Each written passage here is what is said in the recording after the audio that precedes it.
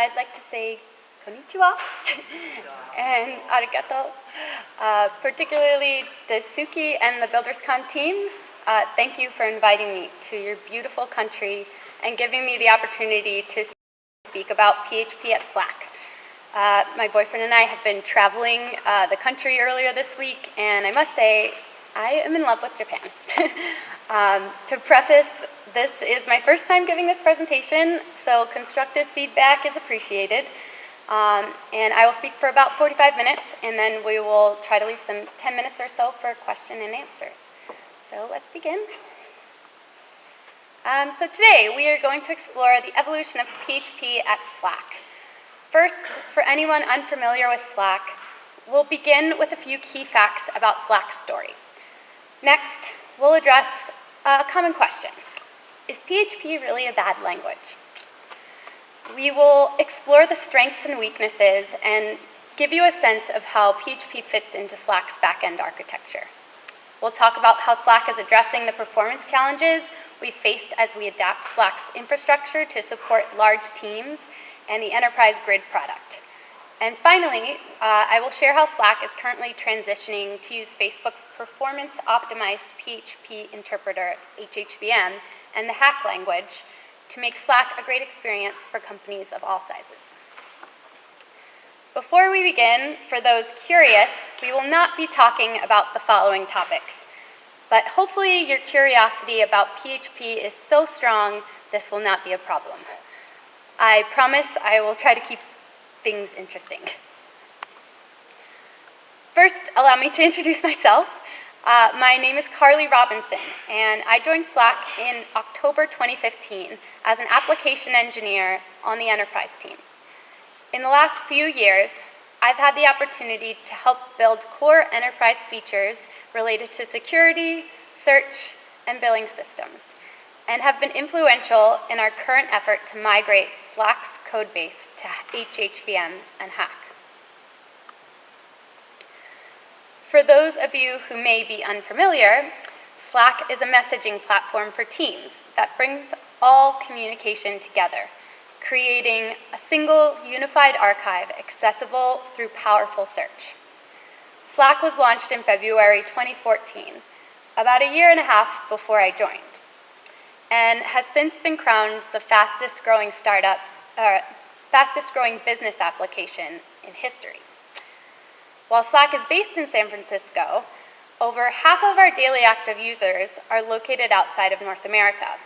And I thought it was a fun fact that Japan holds the record for the most Slack users outside of North America after the UK. I think that's pretty amazing and makes it even more exciting to be here speaking with all of you today.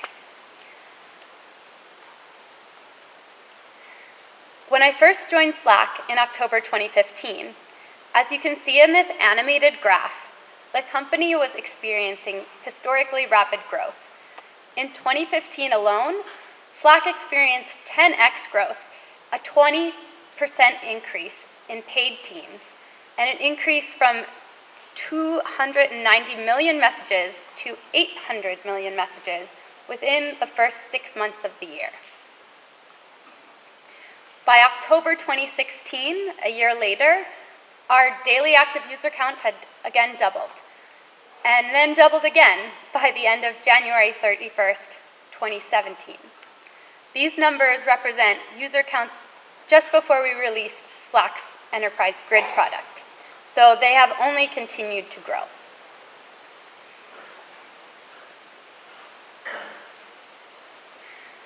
When I hopped on Slack's rocket ship, the total number of employees was a little over 200, with about 80 engineers. As of today, we are just under 1,000 employees and have over 400 people in the engineering organization, writing features and maintaining infrastructure to support the tens of billions of daily database queries, hundreds of database servers, and extremely high daily network traffic. The growth Slack was experiencing was simultaneously exciting and terrifying. It was extremely important that we were able to survive the hypergrowth environment, which meant we needed to be able to support large teams. In the beginning of 2016, Slack was a really poor experience for teams over 1,000 people. At our January 2016 Engineering All Hands, the leadership announced an ambitious goal: support 8K teams by March 2016. Let me emphasize, that felt very ambitious at the time. But somehow we managed to accomplish that goal and more. For perspective, a year later, we launched Enterprise Grid and set our next ambitious and business-critical goal to support 100 to 200K teams. As of today, we have over 84 enterprise companies on Enterprise Grid with millions of paid seats to support the needs of our biggest customers. And we're continuing to evolve to meet these challenges. The ultimate goal is to ensure the experience of using Slack is the same, regardless of whether you are a 10-person team or an enterprise organization with millions of simultaneously connected users. One of the most common questions I'm asked by engineering friends curious about our technical strategy is a simple one. What's your technology stack? Most people are surprised to hear that the core of Slack's application logic is written in PHP.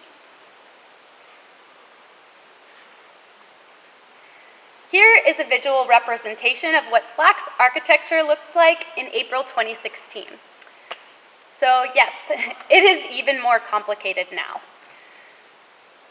As you can see, PHP is at the center of this wild system in the form of our server-side business application logic, APIs, and job queue code.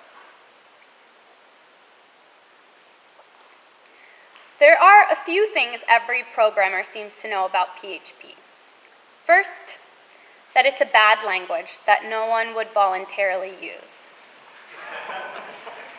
And second, that some of the most successful software projects in history have been built with it. Crazy as it may seem, Slack's choice to use PHP to build its application software follows in the footsteps of some of the most influential websites in the world, including Facebook, Wikipedia, WordPress, Etsy, Flickr, Box, and many others. Back in October 2016, Slack's chief PHP architect, Keith Adams, a former Facebook employee and creator of the PHP Zen engine replacement, HHVM, wrote a blog post called "The Case for PHP" that was shared thousands of times on Hacker News. In the next few slides, we'll summarize some of those key points to understand the arguments for why PHP is actually a reasonable choice for a modern software company. PHP is an interpreted server-side scripting language, meaning you write PHP code, upload it to a web server, and execute it with an interpreter. PHP is typically used with a web server like Apache or Nginx to serve dynamic content. However, modern PHP has come a long way. Some of you may remember PHP in the early days. Rasmus Lerdorf created PHP as a series of CGI scripting tools to track visits, CGI scripts to track visits to his online resume. PHP naturally stood for Personal Homepage Tools, aimed to support small, simple, dynamic web applications. Since then, PHP has undergone several ground-up rewrites. But what is most relevant here is the fact that PHP was born in a web server. Its strengths are tightly coupled to the context of request-oriented server-side execution. Is PHP really a bad language? In many ways, yes, it is. However, to understand its inherent value to a hypergrowth startup, we need to distinguish PHP the language from PHP the environment. PHP, the language, has many vices. First, similar to JavaScript, PHP is guilty of surprise type conversions. As you can see in this screenshot, if you try to add the to the integer and to the string, PHP will make an educated guess at compile time that you want to return an integer. While this flexibility is nice in some cases, it can also be the source of frustrating bugs. The second issue is around reference value semantics. PHP 3 had a clear semantic assignment, argument passing, clear semantic that assignment, argument passing, and returns are all by value, which created a logical copy of the data in question. This clashed with the introduction of object support in PHP 4 and 5. Much of PHP's object orientation is borrowed from Java, which treats objects by reference, while primitive types are treated by value. In its current state, confusion and unexpected behavior persists. The next is failure-oblivious philosophy. The impulse to plow ahead at all costs persists in much of PHP's design. PHP tries very, very hard to keep a request running, even if something very weird happens. One example is that division by 0 does not throw an exception. Moreover, as a result of its somewhat tumultuous history and use cases, there are still inconsistencies in the standard library. To quote Keith Adams in the case for PHP, PHP gets several things very deeply and uniquely right. Those three virtues are state, concurrency via web requests, and of course, programmer workflow. The first virtue is state.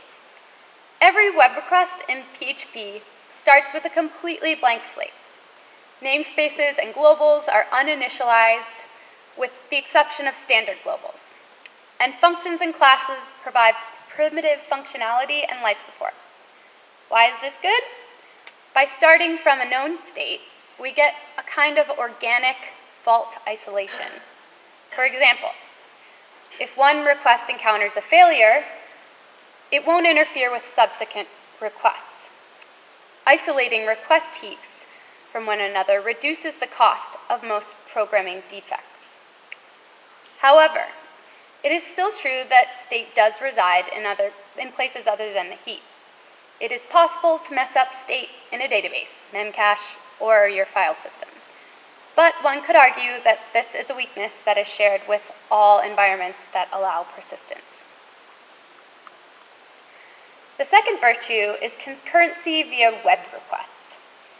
Individual web requests run in a single PHP thread. While it may seem like a silly limitation, since PHP executes in the context of a web server, web requests provide a natural source of concurrency. This is beneficial in that it enables us to execute asynchronous curl requests while isolating state, thereby exploiting parallelism. Since each request starts with a blank slate, this is a safer and more resilient approach to error than a locks and shared state approach to concurrency that most general purpose languages provide. The third virtue is, of course, programmer workflow. Since PHP operates at the request level, workflow is fast and efficient, and that stays that way as the application changes. While many developer productivity languages claim this, they do not reset state for each request, and the main event loop shares program level state with requests. While many developer productivity languages claim this, if they do not reset state for each request and the main event loop shares program level state with requests, they will almost invariably have some startup time. For example, let's compare the Python and PHP development cycles. In Python, I have an idea, I make an edit to a file, save, and then I need to restart the server. Once the server restarts, I can send some web requests with my updated code. The PHP development cycle eliminates a step. Since PHP is already in the context of a web server, I can simply think, edit my file, and reload the page to see my changes reflected. This may not seem like that big of a deal, but that 15 to 30 seconds of server restart time compounds over time. And for a rapidly scaling startup like Slack, we need every performance optimization that we can get. With our server-side feature logic stateless, the majority of our developers get the benefit of PHP request fault isolation, concurrency via web requests, and the programmer workflow optimizations. However, though we don't have time to go into much detail, this diagram gives you a sense of the places we are still able to optimize certain parts of our architecture where it makes sense to save state, such as our message and present servers, which are written in Java and Go. When I started working at Slack, I had never written a line of PHP code in my life. Naturally, I was eager to learn the ins and outs of the language in addition to best practices. However, when I asked more experienced developers for advice, they often gave me a prolonged stare, an exasperated sigh, and a slight laugh before explaining to me that Slack uses PHP differently. In the early days of Slack, we used PHP 5, Apache, and adopted more of a functional programming style. No objects, no object-oriented programming. While functioning programming style is experiencing a bit of a popularity bump, when I told this to engineering friends at the time, they looked at me dumbfounded. Lots of what? Slack doesn't use objects? Why? The answer is rooted in the state of PHP when Slack's founders built their first successful company, Flickr. At the time, PHP 4 in 1999 had crappy object support. As a result, they didn't use objects. Their success with Flickr and the similar use of PHP by emerging successes at the time like Facebook was what they knew. The pattern worked, so it seemed like there wasn't much reason to change it. For comparison, for those of you familiar with earlier versions of PHP, you might be surprised to learn that modern PHP actually has improved quite a bit from its resume hosting scripting days. As of PHP 5, there's improved object support and modern features like namespaces, traits, closures, and generators. As of PHP 7, there's an updated Zend opcache and engine to address performance issues that plague PHP as an interpreted, dynamically typed language. However, Slack was not designed to support large teams as a result of the way that we used PHP in the early days. As Slack encountered unprecedented scale, we needed to rethink our strategy. High load requires high performance, and we needed every performance optimization possible. While modern PHP has improved features, we ultimately decided to switch from using PHP's Zend engine to moving to HHVM, which stands for Hip Hop Virtual Machine. It's an open source PHP Zend engine replacement developed by Facebook. And HHVM was developed specifically to address the challenges involved in executing PHP efficiently. The goal was to improve performance of standard PHP in a backwards compatible way that could be implemented gradually. Facebook's HHVM boasts close to 100% compatibility with PHP 5 and supports most frameworks and extensions. It's configured with the same php.ini file used by the PHP Zend engine and communicates with a web server via fast CGI protocol. It comes with the Hack coding language, which enables developers to add static typing and other features to PHP. Rather than directly interpret or compile PHP directly to C++, HHVM compiles Hack and PHP into an intermediate bytecode. The bytecode is then translated into x64 machine code dynamically at runtime by a JIT compiler. And JIT compiler means just in time.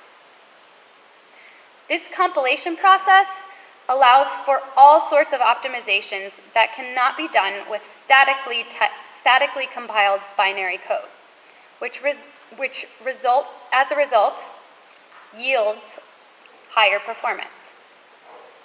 After transitioning to Hack, Facebook reported a 20x increase in performance, while the average WordPress site experiences about a 9x increase.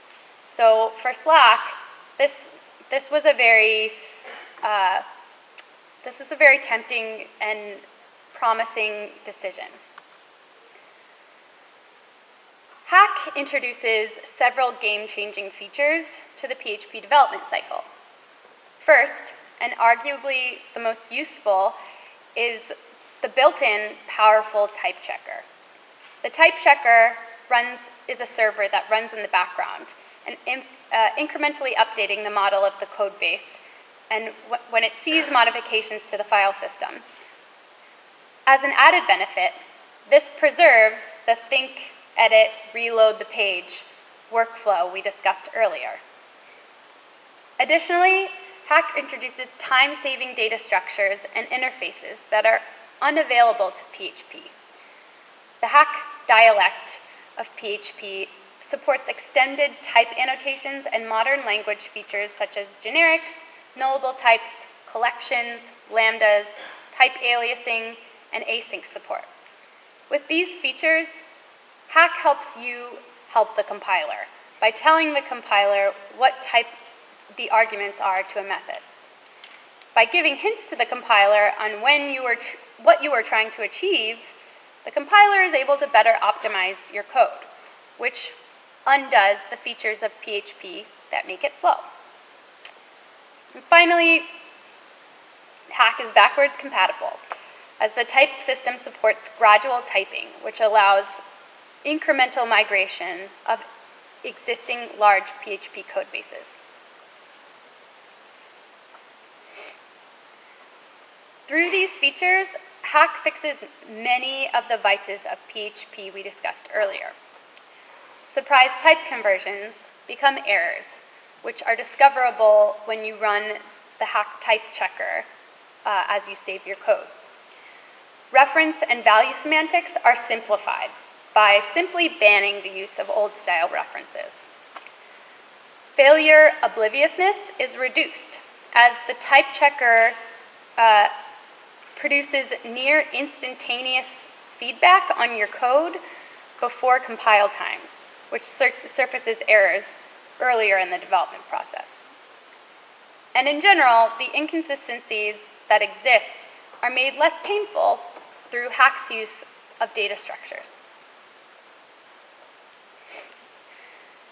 Now, when we first switched over to HHVM, configuring and switching to HHVM was a several-month challenge. We needed to switch traffic from our PHP www servers to our HHVM www servers, but we didn't want dev to be 100% HHVM while our prod servers were 100% PHP. So we had to find a way to roll it out gradually over both our dev and prod environments. So how did we redirect traffic to our HHVM servers?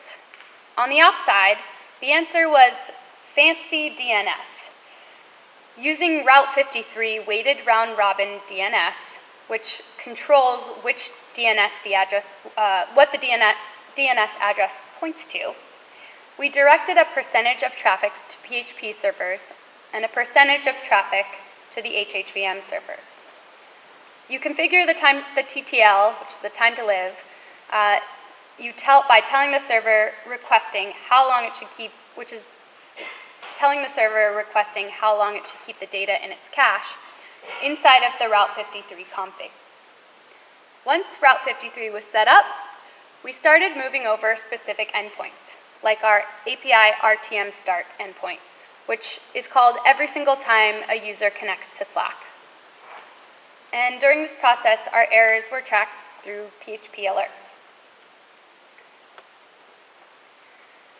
This graph captures the median RTM start time to output for our RTM start for HHVM at 50% and 100%.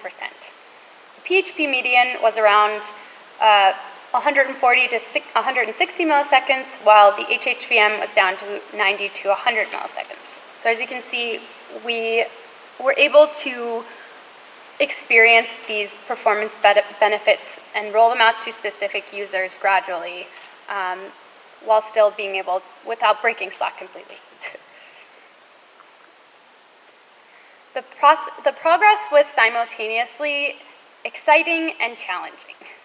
We made some interesting discoveries and bug fixes within the HHVM source code related to Redis and MySQL. Since there was no extension for Solr, which is what we use to index all of our search content, we ended up having to invent the Solr client from scratch. We also encountered some interesting issues with JSON. The world happens to be full of different JSON parsers, which is scary because sometimes JSON is data instead of API returns.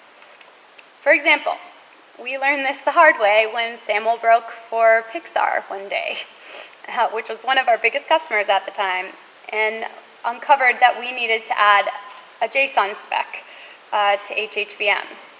And we are continuing to learn as we grow. As of today, we are 100% HHVM on our dev and prod servers.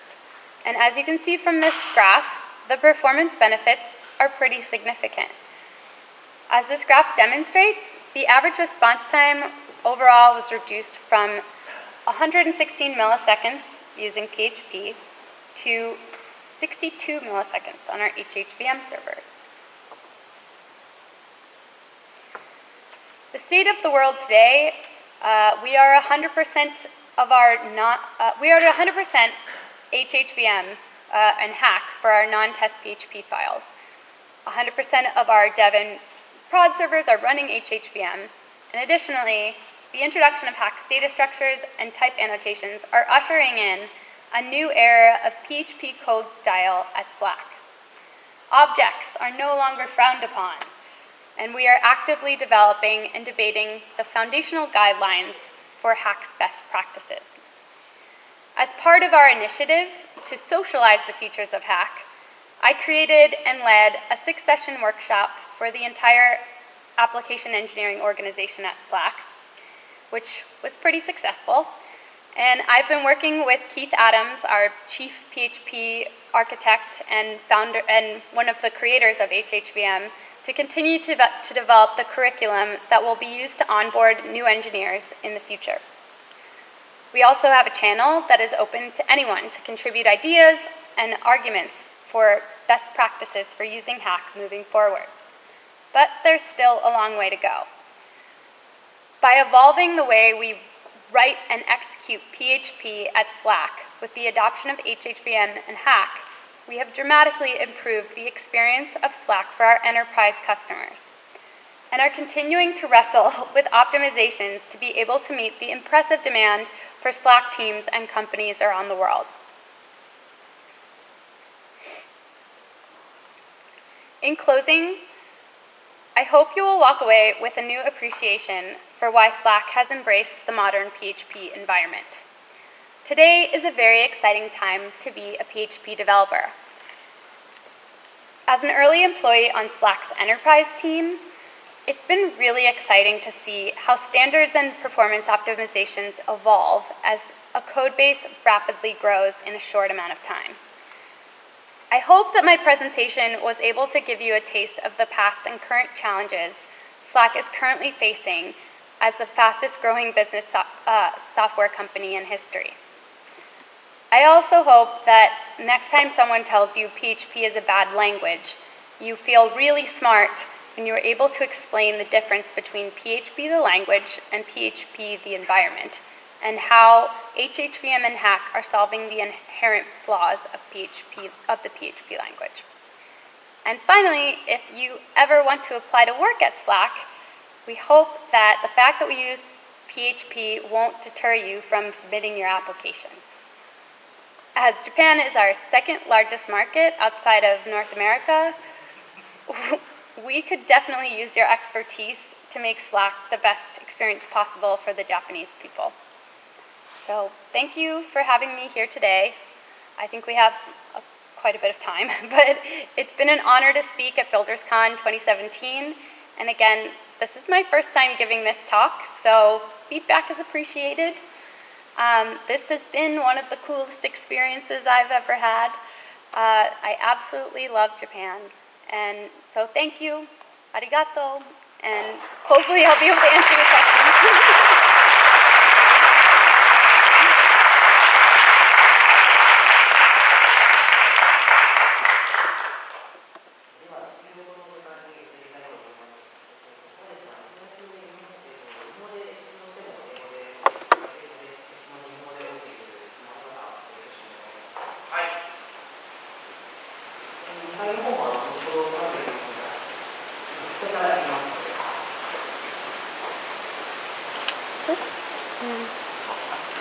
Is this on?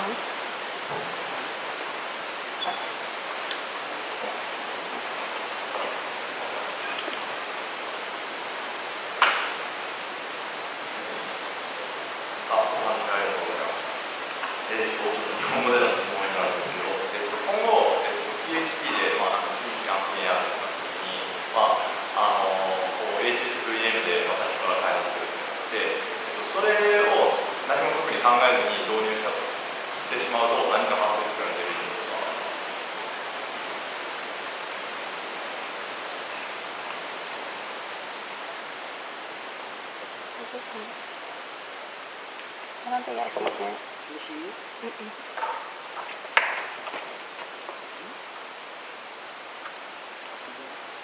Probably not, right? Hopefully I didn't miss the transfer.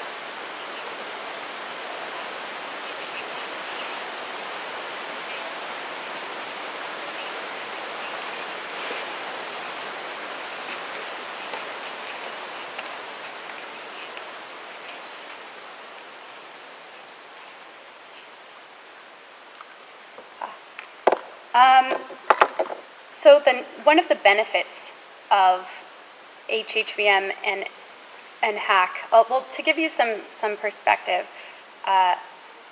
Facebook developed HHVM and Hack at a time when their entire code base was written in PHP.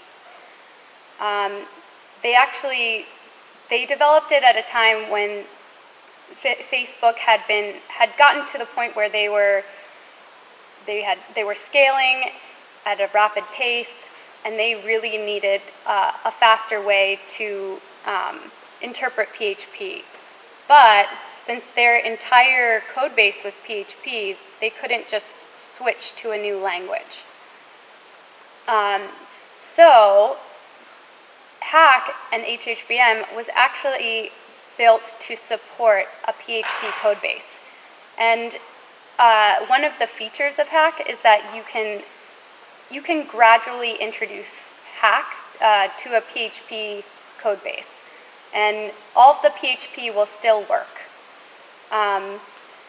And the way that it does that is through Hack. When you convert a file from PHP to Hack, it's as simple as changing the opening tag at the top of a PHP file to, instead of bracket question mark PHP, you change it to HH. And then if you can declare the top of the file as being in strict, partial, or declarative mode. And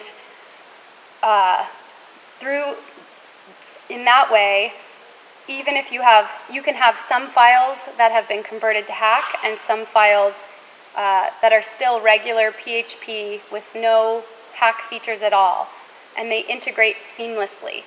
So you don't have to worry about the issue of potentially creating of dealing with bugs that come up in production and everything breaking. So it was specifically designed to seamlessly transition the code base to a more statically typed, performant engine or a performant experience. So I think that answer. Okay.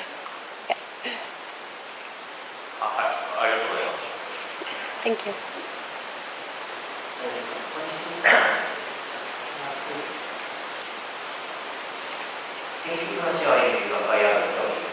I have one question. Did you consider switch to another programming language from PHP?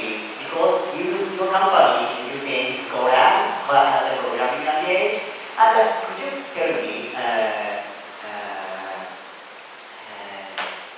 why continue using PHP program? Why we continue using PHP? The short answer is that I think there's two parts. One, the founders know PHP very well. And they wrote Flickr in PHP, they wrote Glitch in PHP, so part of it is that it's familiarity. And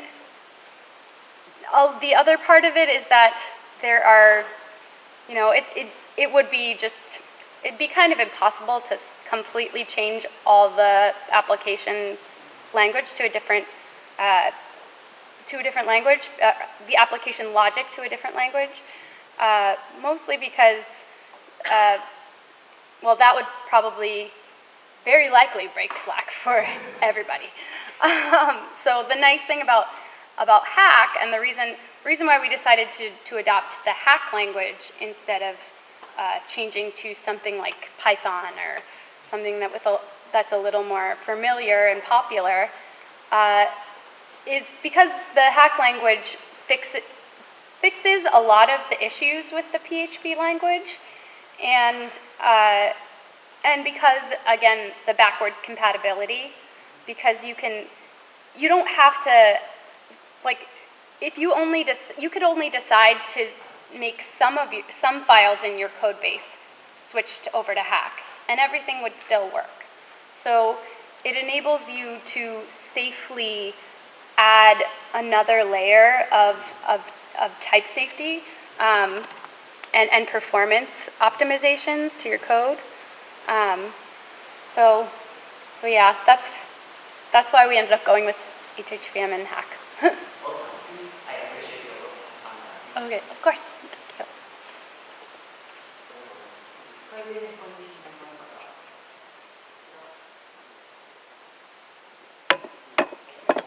Okay.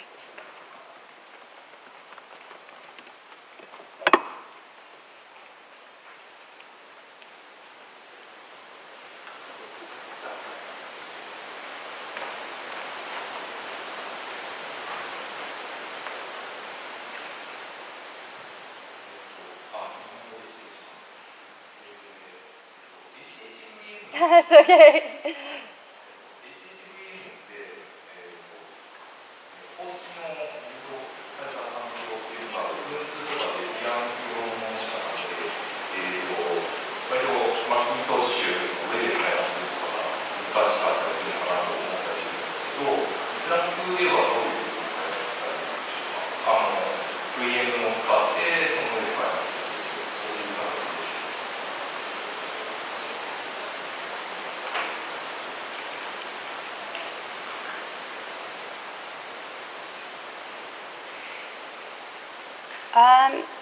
So let me think about the best way to answer this question.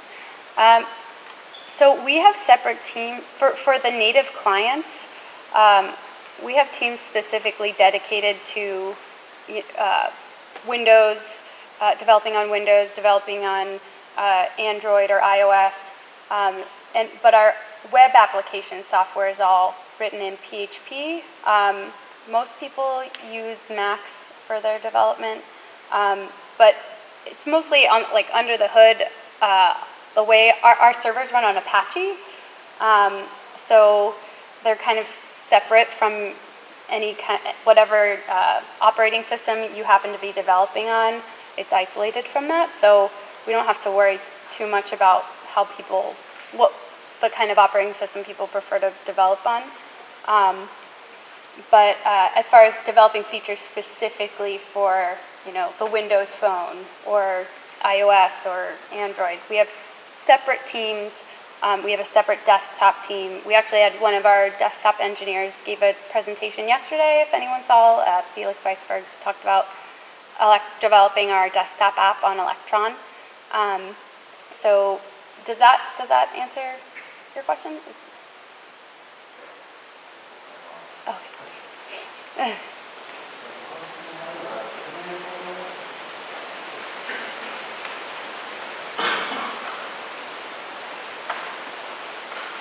今、2017年なので PHP7 という選択肢があると思うんですけれども、その新しく開発をする。例えば今、HHP でも入れる前のタイミングだとして、PHP7 に行くか、HHP に行くかだとどっちに行きますか？あと PHP7 についてどう思いますか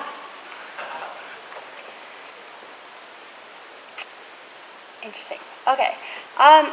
So today, if I would choose, which one would I choose?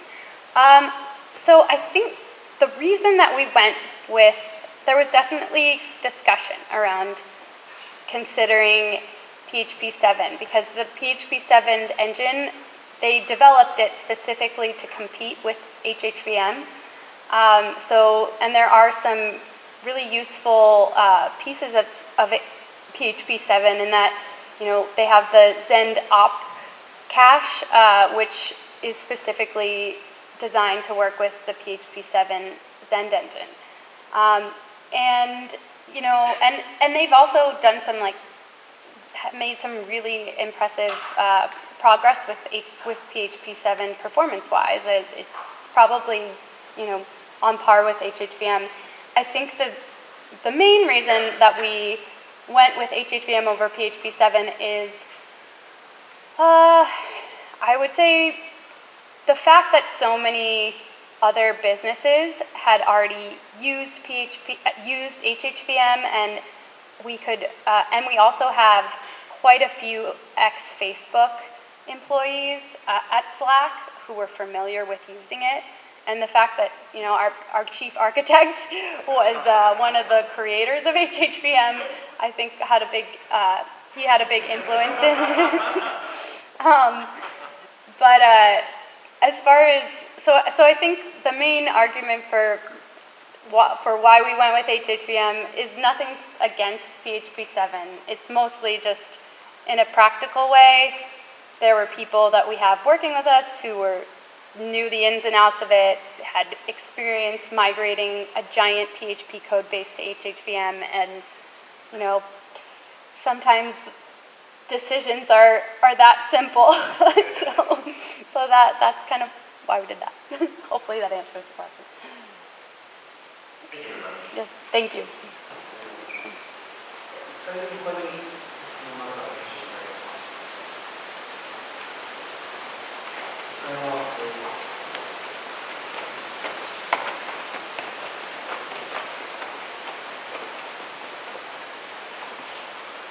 I should wake up my...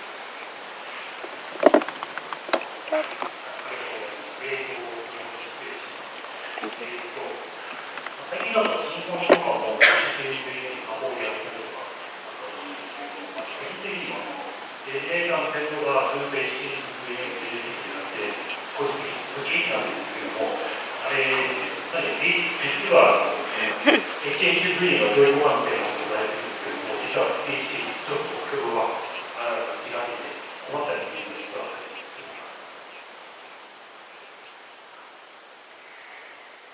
So I mentioned earlier in the presentation how Slack, before we even introduced HHVM, we were using PHP in a very unsophisticated, unmodern way. So we were not using Composer or Symfony or any of these frameworks. And as a result, since those weren't really, I mean, I don't really have that much experience with it personally because I haven't had to work with Symfony specifically at Slack, and I don't think there'll be a need for it. Although we are, because with the introduction of using the data structures that are with the introduction of certain data structures and features of Hack, some of those Hack features use syntax and behave very similarly to PHP classes and objects. And as a result, we are starting to adapt our philosophy, our anti-class philosophy, and be more open to using it. And as a result, we are starting to adopt, we're going to start adopting Composer to manage our third-party APIs.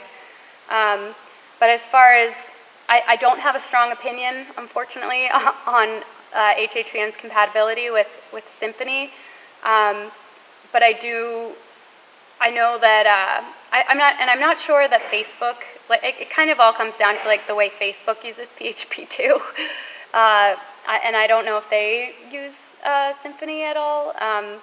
But I know, I mean, I think that the one positive thing for PHP 7 is that they are more focused on people who were using regular PHP and the PHP frameworks. So, you know, that might be a better option. I'm not sure. Does that answer your question, or feel free to keep asking?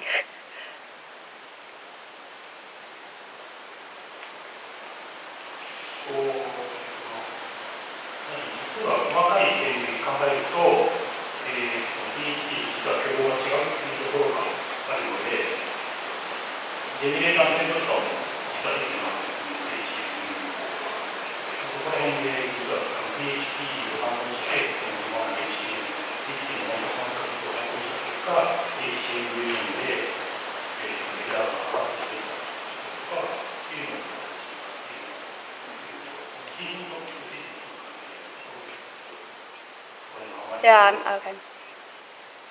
So, I mean, one option, if it's an error that you're running into, HHVM is open source. So anyone can submit a PR or a patch. And I think, you know, that, I don't know if you're familiar, if you contribute to open source, but that could be something that you could add yourself if it's something that really bothers you. I don't know how, I don't know what else to say, but hopefully that's an option.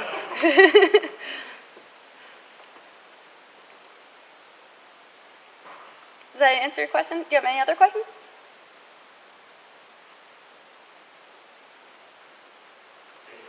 Oh, okay, thank you.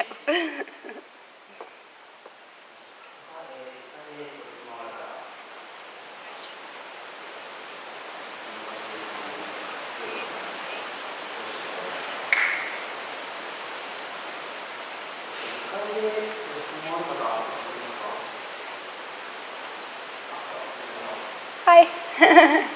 はい、こんにちは。僕は PHP 素人なので、この分野は専門じゃないんですけど、聞きたいこととして、今、HHVM を使っていて、10年後、20年後と考えたときに、HHVM にそのまま乗るのか、もう一回 PHP 7また PHP 8に戻っていくのかというところで、自分たちが5年後、10年後、どういうビジョンで技術を選んでいこうとか、PHP に対して貢献していこうと思っているっていうのがあれば教えていただきたいなと思っています。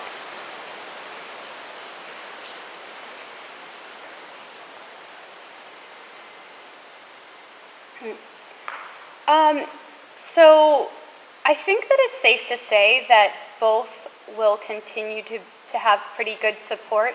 The fact that Facebook developed HHVM, I don't think they're going away anytime soon. And they have, hundreds of developers that are continuing to develop and maintain HHVM, and because there are so many companies that are currently using the HHVM engine, that I think it will continue.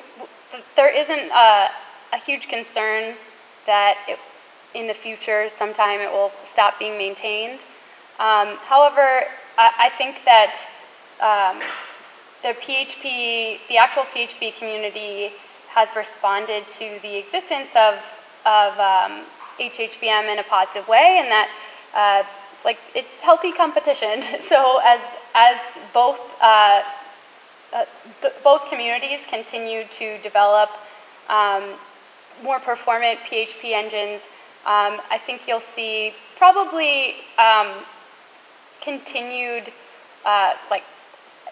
hopefully, continued compatibility, and so that regardless of what you're using at the time, hopefully in the future, if you, I think that the changes and optimizations that get made in either one, it's only a matter of time before, when HHVM makes an optimization, it's only going to be a matter of time before PHP does the same thing. And, I don't have a crystal ball, so time will tell. But hopefully for Slack and Facebook and all of our sake, if HHVM does stop being supported, it'll be fairly easy to switch back over to PHP. So we'll see. Does that answer your question?